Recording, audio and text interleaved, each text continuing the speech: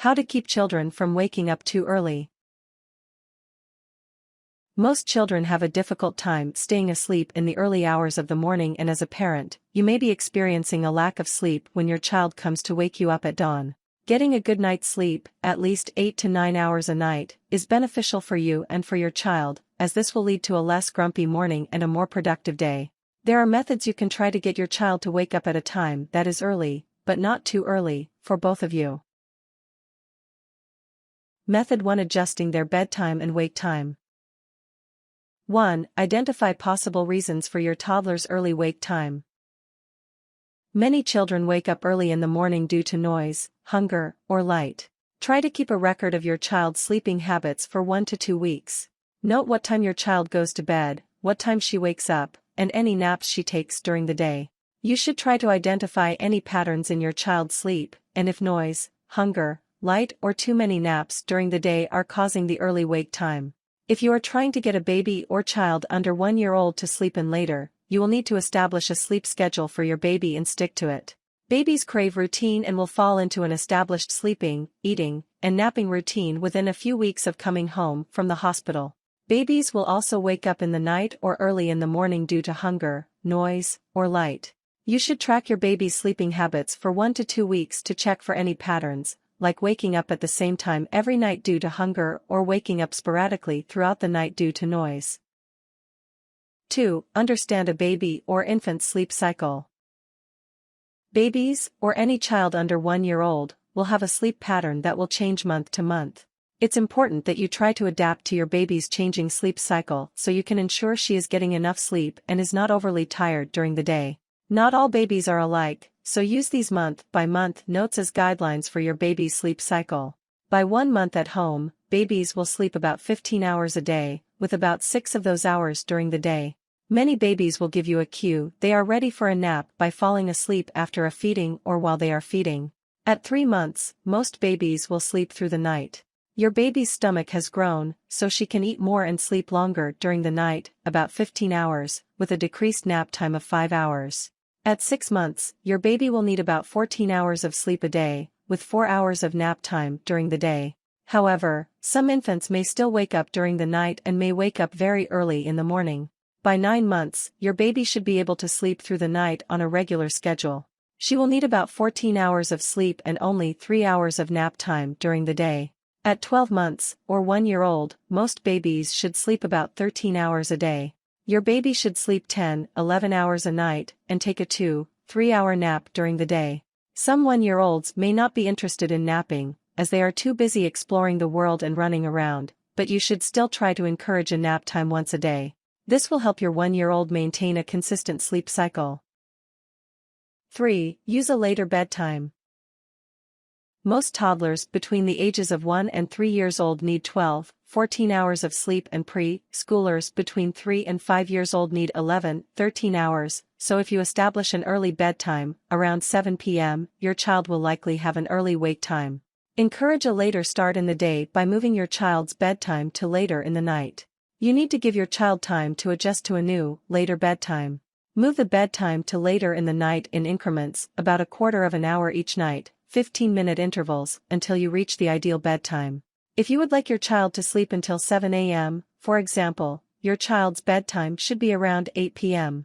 If you would like your child to sleep until 8 a.m., move your child's bedtime to 9 p.m. Give your child 1 to 2 weeks to adjust her sleep rhythm to the new bedtime. It may take a couple of weeks before you see any shifts in her sleep patterns and until she adjusts fully to her new bedtime. 4. Write the number of the wake-up time on the clock. If your child is old enough to read numbers, you can use a visual association on her alarm clock to help her remember her wake-up time. It's important that you transition to the new wake time gradually, so start by using a time that is a half hour or 15 minutes after her normal wake time for the first week and moving the number slowly until you reach the new wake time. Set up a digital clock in your child's room, by her bed.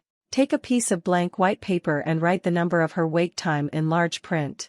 For example, if her wake time is 7 a.m., but she tends to get up at 5 a.m., write 5:30. Take the piece of paper to the digital clock. Place it beside the hour and minute numbers so your child can see both set of numbers. 5. Explain the purpose of the number on the clock. Sit down with your child and explain that once the number on the clock matches the number on the piece of paper, she can come and wake you up. But she cannot wake you up any time before or after the number on the piece of paper. After several days to a week, move the number up again so it is a half hour closer to the new wake time. For example, 6. Continue to do this over a period of 2 weeks until you reach the new wake time. Once you reach the new wake time, you can keep the piece of paper on the clock, as this will now be the set wake-up time for your child to follow.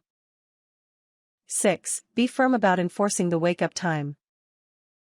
For the first few days, it may be difficult for your child to follow the new wake-up time and she may come into your room before the new wake-up time. If this happens, it's important that you ask her if the number on the clock matches the number on the piece of paper.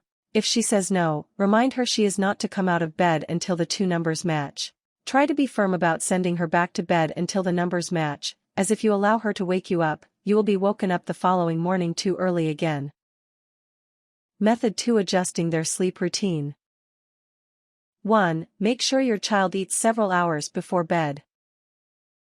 Some children wake up early in the morning due to hunger and have a hard time going back to sleep until they get something to eat.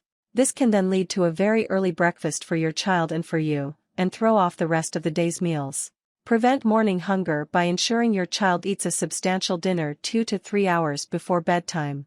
You can also prevent an early morning breakfast by putting off breakfast in the morning. Instead of giving your child breakfast as soon as she wakes up, try to postpone giving her breakfast. Do this gradually by waiting 10 minutes after your child wakes up to make breakfast.